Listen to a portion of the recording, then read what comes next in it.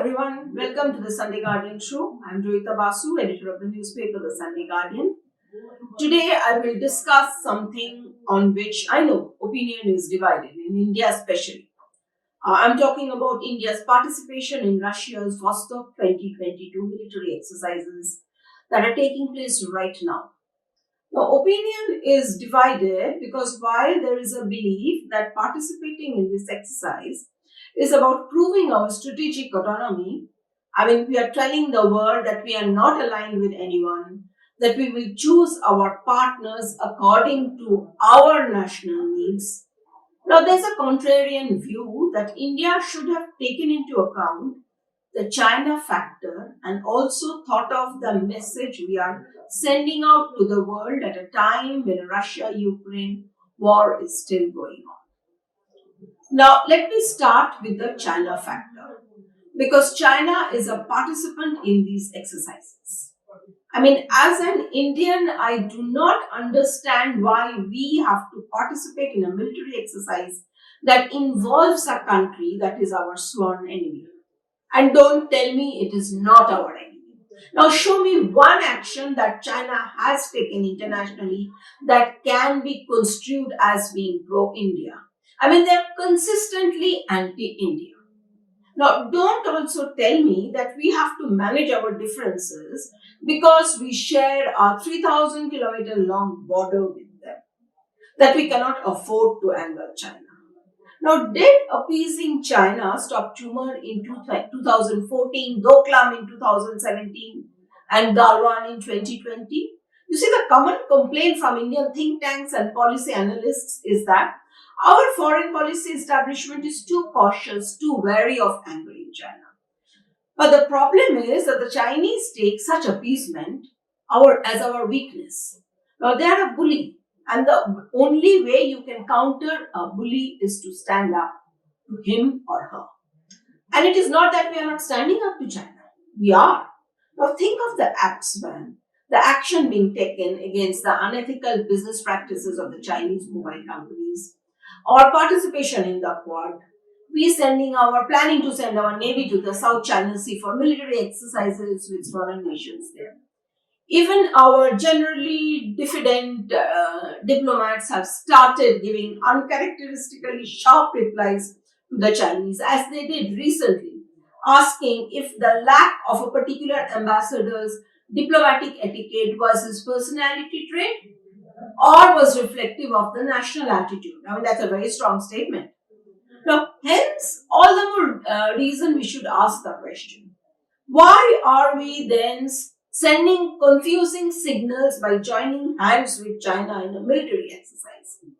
Now, I am told that by holding such exercises, we will be able to monitor the PLA's military tactics and temperament. But won't the Chinese too be doing the same and perhaps much more? Now, they will not only monitor our tactics, they will also psychologically profile our soldiers and perhaps even collect their DNA samples to find genetic characteristics and subsequently weaponize their findings.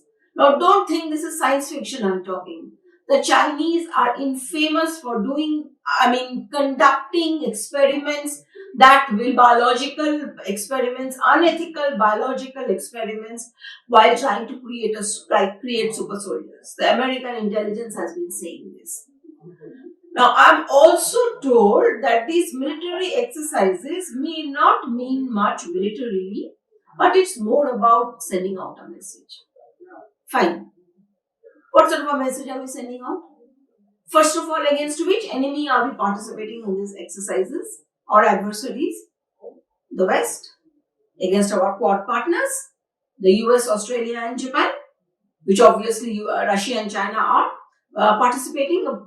Now, we apparently are not participating in the maritime component of Vostok 2022 out of respect for Japan's sensitivities because Tokyo is unhappy that Moscow is conducting these exercises near the southern Kuril Islands that are claimed by both Japan and Russia. What about respecting our own sensitivities? What about respecting the memories of the Galwan soldiers who were killed in combat with the Chinese while trying to protect our territorial integrity? I know people will argue that Russia is our friend and we cannot ignore or alienate the Russians, that buying discounted oil from the Russians is helping us to an extent in steadying our economy at a time the West is slipping into a recession. But if Russia is such a good friend, won't it understand our sensitivities about China? Or are we worried that our good friend Russia will turn off the tap of components needed to maintain our defense material if we do not have good relations with them and do not participate in such exercises? I mean, just the way Putin has turned off the supply of gas to Europe. Have we checked what the world is talking about? Have we checked the kind of messaging that is going to out to the world?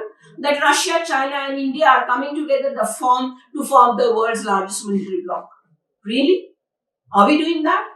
I mean, like it or not, in our attempt to be here, there, everywhere, nowhere, we have been firmly painted as forming a military bloc with Russia and China.